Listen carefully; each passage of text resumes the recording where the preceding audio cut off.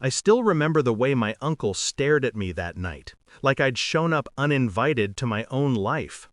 He stood in the doorway of his mansion, crisp suit, perfect timing, and that thin, polished smile he reserved for people he believed were beneath him. And all I said was, "You knew," because it wasn't a question, not anymore. The engine of my beat-up Honda was still ticking behind me. The same car I'd been sleeping in. The same car he'd passed 3 times that month without even recognizing. That was the moment I knew the performance was over. Back then, when I still believed him, I wasn't always this cold.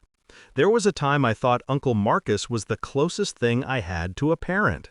He used to ruffle my hair, tell me I'd inherit the family legacy, and that he'd make sure college was handled, just like he promised my mother before she died. He cried at her funeral, real tears. I held on to that for years, thinking it meant something. And for a while it did. Every holiday at his house. Every whispered assurance that I had a safety net. Every weekend I'd spend in the room he called yours, always. Funny how words age faster than people. The first cracks. The first sign something was off came in silence. Emails about tuition he suddenly stopped responding to. Calls that went straight to voicemail. My trust fund account showing withdrawals I didn't make. Tiny at first, then obvious. When I came by the house unannounced one afternoon, I found my bedroom door wide open. My bed was gone. My posters? Gone. My desk? Gone. Replaced by dumbbells, a rowing machine, and a Peloton. His wife glanced at me like I was a delivery driver. "Oh," she said, "we didn't think you'd be back." My room wasn't mine anymore. And my trust fund? The one set up by my parents? The one meant to keep me afloat? Temporary investment into the business, the accountant said, avoiding eye contact. With your uncle's approval. That was the moment the floor shifted. Not dropped, shifted. Just enough for me to feel it, but not enough for them to notice. I kept my expression steady. I let them think I was naive. Naivety is useful. People underestimate you when they think you're soft. The plan begins in quiet. I didn't scream, didn't confront him, didn't tell him I was living out of my car, juggling 2 jobs, showering at the gym before class. Instead, I started collecting things. Bank statements, emails, screenshots, signed documents my mother left behind. The original trust agreement that legally barred him from accessing my funds. I visited a lawyer, not the dramatic courtroom type, quiet, efficient, dangerous. Every time my uncle bragged about the new gym equipment, every time he told a family friend how proud he was of me, I nodded like the obedient nephew he believed I still was. He never noticed the shift in my eyes. I wasn't grieving the betrayal anymore.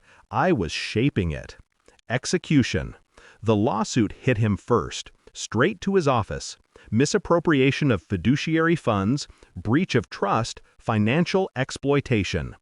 The bank froze 3 of his accounts within the hour. Then came the IRS audit triggered by the inconsistencies I'd accidentally brought to their attention. Years of creative accounting catching up to him in a single afternoon. His business, held together by my trust fund money, was suddenly bleeding out. Suppliers pulled contracts, investors withdrew, all while I continued showing up at family dinners, calm, polite, unbothered, watching the panic bloom behind his eyes. He didn't suspect me, not then. His ego wouldn't allow it. The final step was the board vote, orchestrated by the shareholders who'd received the evidence packet I mailed anonymously. Uncle Marcus was removed as CEO. Signed, sealed, public. Return to the present. Confrontation.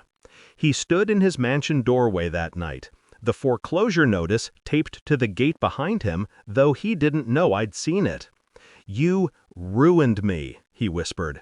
I stepped closer. "No," I said, "you ruined yourself. I just turned on the lights." His face collapsed, not angry, but stunned. Like he'd finally realized I wasn't the kid who needed him anymore. Maybe I never did. I slipped the envelope into his hand, the final court order restoring every cent of my trust fund, plus damages. "You're not welcome here," he stammered. I smiled, small, sharp. "I outgrew this place years ago. You just didn't notice." Resolution. I walked away without looking back. Not dramatic, just final. My car wasn't my home anymore. My college bill was paid. My future was mine again. Revenge didn't taste sweet, it tasted clean. And as the gate shut behind me, I realized something simple, something freeing. Some betrayals break you. Others build you.